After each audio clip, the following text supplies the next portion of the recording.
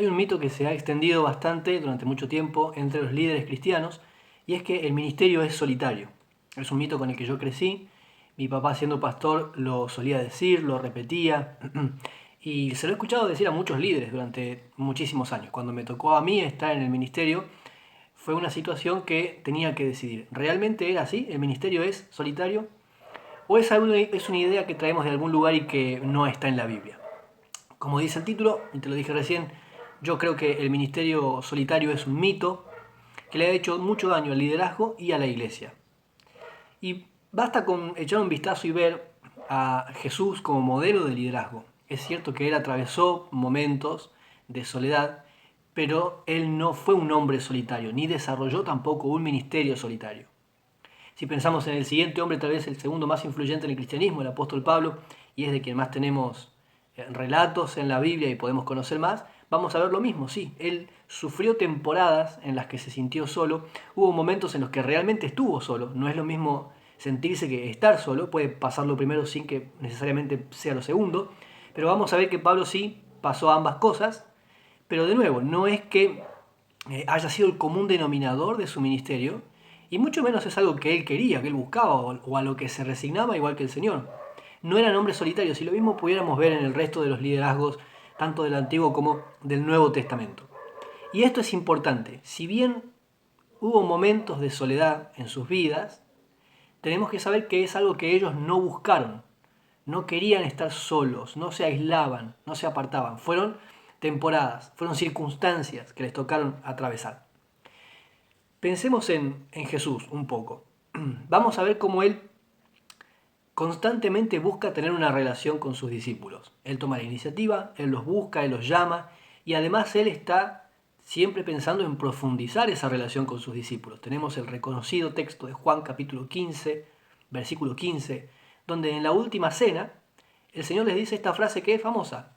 Yo ya no los llamo siervos, porque el siervo no sabe lo que hace su Señor, pero los llamo amigos.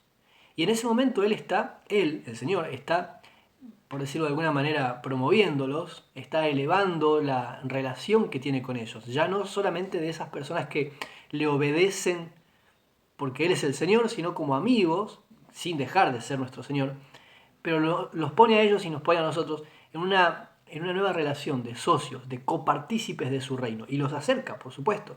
Esa nueva relación los pone en un lugar más íntimo. O incluso en el momento más angustioso de su vida terrenal. El Señor va a orar al Getsemaní, y ya sabes la historia, invita a los 12 y yendo un poco más adelante llama a 3 de ellos y les abre su corazón. Esto lo podés leer, por ejemplo, en Mateo 26, versículo 38.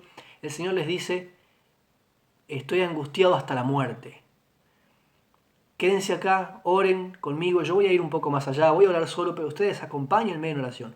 Y eso es un ejemplo de Jesús, buscando a sus amigos, teniendo Él esta iniciativa, buscando Él tener una relación más íntima con sus discípulos, que se supone que, según el mito este de que el ministerio es solitario, el pastor no puede tener amigos entre sus ovejas o entre sus miembros. Los amigos del pastor tienen que ser otros pastores, y por supuesto que esto último está bien, pero ¿de dónde sacamos la idea de que no podemos tener amigos entre nuestra congregación, entre nuestros discípulos? Jesús lo hizo, en su corazón, y les cuenta. Estoy angustiado hasta la muerte. Necesito que me acompañen orando por mí y orando conmigo.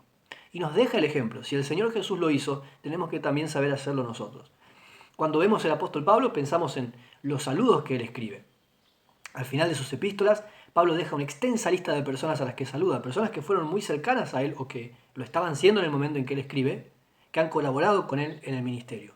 Y si pudieras hacer la tarea, te dejo este encargo, hacer una tarea durante esta semana de revisar las epístolas paulinas y a cuántas personas saluda Pablo y cuántas veces se repiten los saludos. Y cómo se expresa de ellos, qué es lo que les dice, cómo habla acerca de esos colaboradores.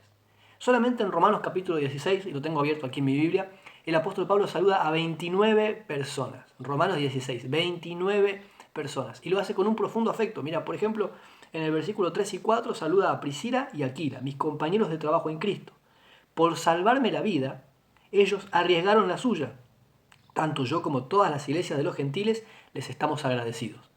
No sabemos bien cómo, no sabemos de qué manera Priscila y Aquila arriesgaron su vida por salvarla de Pablo, pero mirá qué clase de colaboradores y de amigos y de compañeros está teniendo el apóstol. Personas que estuvieron dispuestos a morir por él. En el versículo 7 saluda a Andrónico y a Junias, mis parientes y compañeros de cárcel. Así que ahí tenemos de nuevo personas que estuvieron con Pablo en su momento de angustia en su prisión. Mira el versículo 13. Saluden a Rufo, distinguido creyente, y a su madre, que ha sido también una madre para mí. Entonces, si podemos seguir leyendo saludos como estos, nos vamos a dar cuenta que para el apóstol Pablo tampoco el ministerio fue solitario. Estuvo rodeado de personas que lo acompañaron y que fueron íntimos, que fueron como una madre para él, que dieron su vida por él, que estuvieron en la cárcel con él. Incluso es cierto que al final de la carta a Timoteo, Pablo le pide al joven pastor que venga pronto a verlo porque hay una lista de personas que lo han abandonado, pero aún en ese momento dice, Lucas está conmigo, y además le está escribiendo una carta a una persona cercana, a un íntimo. Así que realmente la idea de que el ministerio solitario es un mito, y te repito, es un mito que le ha hecho mucho daño a la iglesia y al liderazgo. Sí, hay temporadas de soledad que provienen del Señor, y para esto podemos referirnos al capítulo 4 de Mateo, en que Jesús es llevado al desierto por el Espíritu Santo para ser tentado. Y el desierto ilustra, entre otras cosas, una temporada de soledad. De hecho, Jesús estuvo solo en el desierto. Es posible que el Señor nos lleve a pasar por desiertos para forjar nuestra fe, o para probar la fe, para afirmar nuestro carácter, o para recordarnos nuestra dependencia absoluta de Dios y no de ninguna otra cosa. Pero son temporadas. El problema es que cuando tenemos arraigado este mito de que el ministerio es solitario, tal vez pasamos por esas temporadas de desierto y nos quedamos ahí. Nos acostumbramos a pensar que esa es la definición de ministerio, estar solo, y no lo es. Pasar por momentos de soledad no es lo mismo que ser solitario, no es bíblico, no es una idea que está en la palabra del Señor, no es el deseo del Señor, no es el ejemplo de Jesús, no es lo que Dios planeó para su liderazgo. No está bien creer que el ministerio es solitario. Ahora, ¿qué puedo hacer para revertir esta situación? ¿Qué pasa si me doy cuenta que es un mito que está arraigado en mi mente, en mi corazón, y quiero revertirlo? Bueno, en primer lugar te voy a recomendar que reconozcas de dónde proviene esta idea.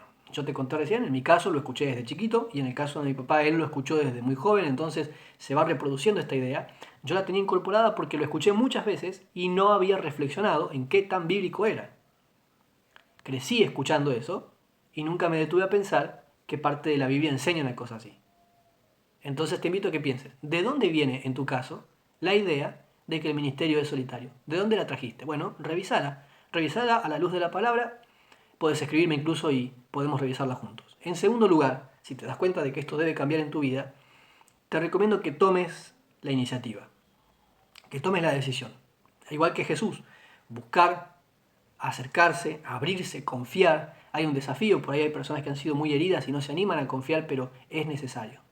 Hacer lo que hizo Jesús con sus discípulos, llamar a los de confianza, a los más maduros en la fe, y contarles lo que hay en tu corazón. Tomar la iniciativa, porque difícilmente va a venir alguien a golpear la puerta y a decirte, hola, te sentís solo, quiero ser tu amigo. Eso por lo general no pasa. Entonces vas a tener que hacerlo por vos mismo, por vos misma. Así que te dejo estas dos ideas para pensar. Espero que esto te sea útil. Te invito a seguirme en las redes sociales, en Instagram, Facebook, puedes escribirme, y te espero en el próximo episodio de Diestros para seguir charlando sobre cuestiones relacionadas con el ministerio. Espero que esto te sea útil, te lo dije recién, que el Señor te bendiga, estoy orando por vos.